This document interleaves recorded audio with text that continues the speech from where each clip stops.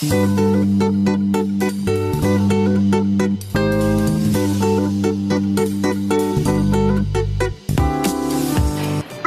আলাইকুম, সবাইকে স্বাগত জানাচ্ছি আঞ্জুমারা কিচেন চ্যানেলে নতুন একটি রেসিপি দেখার জন্য। আর সেটা হলো ডিমের মালাইকারি। এই ডিমের মালাইকারি অনেকেই অনেকভাবে তৈরি করে থাকেন, তবে আজকের রেসিপিতে থাকছে পুরনো ঐতিহ্যটা ধরে রেখে সেই অথেন্টিক ডিমের মালাইকারি রেসিপি। আশা করছি রেসিপিটা আপনাদের ভালো লাগবে, আর ভালো লাগলে অবশ্যই আমার চ্যানেলটি সাবস্ক্রাইব করতে কিন্তু ভুলে যাবেন না। চলুন তাহলে প্রথমে এখানে আমি চুলায় আমার প্রয়োজন মতো 8টি ডিম সিদ্ধ বসিয়েছি। তাতে অল্প কিছুটা লবণ দিয়ে দিচ্ছি। ডিম সেদ্ধর সময় কিছুটা লবণ দিলে কিন্তু ডিমগুলো ছুলে নিতে খুবই সুবিধা হয়। ছোলার সময় ডিমের খোসার সাথে আর ডিমের অংশ উঠে আসে না। সেদ্ধ ডিমগুলো এবার আমি ছিলে নিচ্ছি।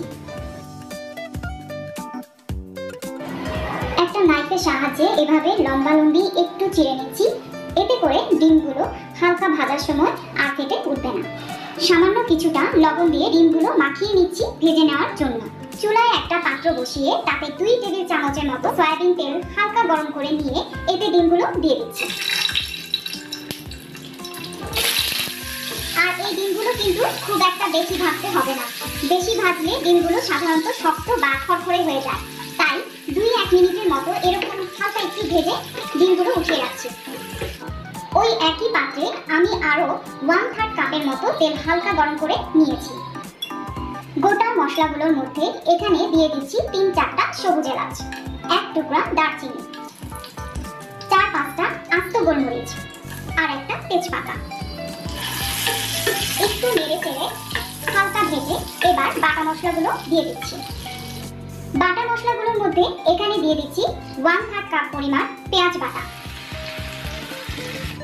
1/2 টেবিল চামচ আদা বাটা, 1/2 টেবিল চামচ রসুন বাটা, 1 চা চামচ পরিমাণ লাল মরিচ বাটা, 1 চা চামচ পরিমাণ ধনে গুঁড়া, স্বাদ মতো কিছুটা লবণ দিয়ে সব কিছুর মশলা খুব ভালোভাবে কষিয়ে নিতে হবে।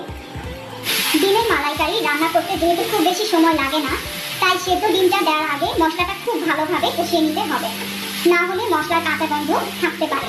প্রয়োজনে আরও কিছুটা পানি দিয়ে মশলাটাকে বেশ কয়েকবার কষাতে হবে। দিয়ে দিচ্ছি 2 টেবিল চামচ পরিমাণ কাজু বাদাম বাটা। চাইলে এখানে চীনা বাদাম বাটাও ব্যবহার করা যাবে, তবে বাদামে অ্যালার্জি থাকলে অবশ্যই এটা বাদ দিতে হবে। 1.5 টেবিল চামচের মতো টক দই ভালো করে ফেটিয়ে দিয়ে নিচ্ছি। টক দইয়ে যদি পানি থাকে পানিটাকে অবশ্যই একটু ঝরিয়ে নিতে হবে। এবার দিয়ে দিচ্ছি 1 টেবিল চামচ পরিমাণ পোস্ত বাটা। এবার টক দই, বাদাম বাটা আর পোস্ত বাটা ভালো মতো কষিয়ে নিতে হবে। সেদ্ধ করা ভাজা ডিমগুলো দিয়ে দিচ্ছি। আর ডিমগুলো এবার মশলার সাথে আরো 4-5 মিনিটের মতো কষিয়ে নিব পানি না দিয়ে। চুলার জালটা এই পর্যায়ে মিডিয়াম লোতে রেখেছি। মশলার সাথে এভাবে ডিমগুলো কষানোর ফলে ডিমগুলোর ভেতরে ভালো একটা মশলা ফ্লেভার চলে যাবে। এবার দিয়ে দিচ্ছি এখানে 1 কাপের মতো নারকেলের দুধ। এই দুধটা দেওয়ার কারণে ডিমের মালাইকারি রান্নাটা অসাধারণ হয়ে যাবে। খুব শাহি শাহি একটা ভাব চলে আসে এবং যে কোনো বড় ছোট অকেশনের জন্য এই রেসিপিটা পারফেক্ট লাগে। নেড়ে চেড়ে কিছুক্ষণ ঢাকনা দিয়ে রেখে এটাকে হালকা একটু ঘন করে আসা পর্যন্ত জাল করছি চুলার মিডিয়াম লো হিটে। যখন এরকম ঝোলটা শুকিয়ে এসেছে দিয়ে দিচ্ছি আস্ত 4-5টা কাঁচামরিচ এবং 1.5 টেবিল চামচের মতো ঘি দিয়ে দিচ্ছি। যেহেতু ডিমের মালাইকারি রান্না করছি চিনি কিছুটা দিতেই হবে। 1 টেবিল চামচের মতো চিনি ব্যবহার করছি, আপনারা চাইলে কম বা বেশি ব্যবহার করতে পারেন। হালকা একটু নেড়ে চেড়ে ঢাকনা দিয়ে অপেক্ষা করব আরো 4-5 মিনিটের মতো। ঝোলটা যখন একেবারে গাঢ় হয়ে আসবে তখন এখানে প্রয়োজন মতো কিছুটা পেঁয়াজ বেরেস্তা দিয়ে দিচ্ছি। ঝোল কতটুকু রাখবেন না রাখবেন এর উপর নির্ভর করে কিন্তু নারকেলের দুধের পরিমাণটা ব্যবহার করবেন।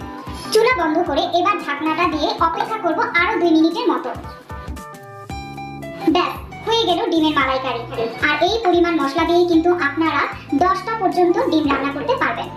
পোলাও কিংবা বিরিয়ানির সাথে এই ডিমের মালাইকারিটা কিন্তু খুবই মজা লাগে। আজকের রেসিপিটি কেমন লাগলো অবশ্যই আমাকে কমেন্ট করে জানাবেন। ভালো লাগলে একটা লাইক দিবেন, কারণ আপনাদের লাইক এবং কমেন্ট আমাকে অনেক উৎসাহ দেয়। আজকে এখানেই বিদায় নিচ্ছি। আল্লাহ হাফেজ।